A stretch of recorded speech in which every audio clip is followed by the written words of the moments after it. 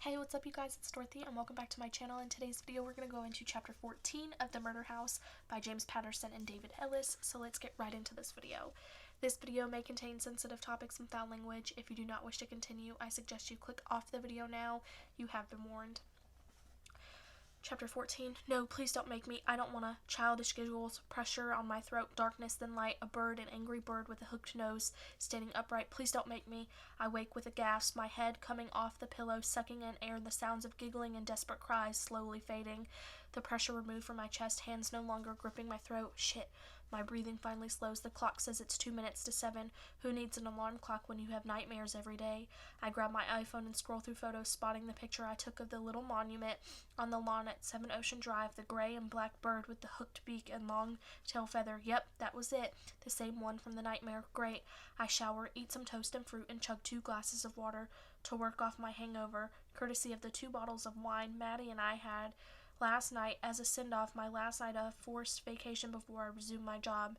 Maddie's long gone, having left my apartment around 5 this morning to head back to Manhattan. I have a brief memory of his aftershave and a kiss goodbye. I go to work for the first time in 30 days. I feel like a tourist stepping into foreign soil, the uncertainty of it all, especially of the reception I'll get from the natives when I show my face. The Southampton Town Police substation in Bridgehampton is not exactly an intimidating place, nestled in the corner of an outdoor shopping mall called Bridgehampton Commons off Main Street, filled with chain shops like Gap, Staples, Panera, a King Cullen grocery store, Victoria's Secret, and yes, a Dunkin' Donuts. I know, the jokes write themselves. The Black Patrol vehicles park in the south corner next to a row of tall recycling bins for clothes and shoes. I park my beater in the back and walk into the substation, my bag over my shoulder, in a general wariness in my gut. I get some mock applause from a couple of detectives who welcome me back after my 1-month vacation. Isaac Marks isn't there, the weasel. He probably has his nose up the chief's ass right now. Somebody tidied up my desk during my absence. Not that there's much to it other than a photograph of my parents and one of my brother Ryan. There was a particularly nice shot of the entire family with Uncle Langdon and Aunt Chloe at Coney Island that I used to have on my desk at the NYPD, but I didn't want to emphasize the familial relationship here, with my uncle being the top dog. There's some resentment already, some whispers of nepotism about my hiring, though nobody could accuse the chief of favoritism after my suspension. Chief wants to see you, Murph.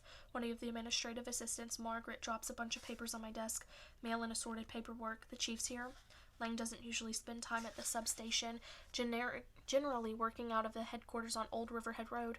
When I enter his office, he seems to be expecting me, wiggling his finger for me to come in and pointing to the seat opposite the desk while he finishes up a phone call. He finishes barking out directions to one of his deputies before hanging up and looking me over, and a hand straying over his mouth. Sit, he says. I'm fine standing. He folds his hands together. When an uncle tells his niece to sit, she can say she's fine standing, but when the chief tells one of his detectives to sit, she sits. And right now, detective, I'm your chief. I look away, biting my tongue. He's right. Whatever else, he's right about this. I take a seat. At least you didn't quit, he says. I thought you might. I toss my shoulders like a statement of irrelevant. I'm not going to quit. That's the one thing I learned from the month I spent in Maddie's condo in Greenwich Village, dining out and going for long runs, sleeping in and watching old movies, catching some theater and Yankees games. I love living in Manhattan, but I love being a cop more, and if I lose this job with the STPD, nobody will ever give me another chance. Lang rifles through some paper on his desk.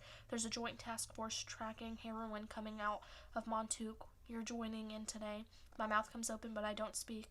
Look, it's not like I'm too good to work narcotics. My last assignment with the NYPD was working undercover on a major heroin ring, but I volunteered for that because undercover work was a new challenge, and I come from a robbery homicide.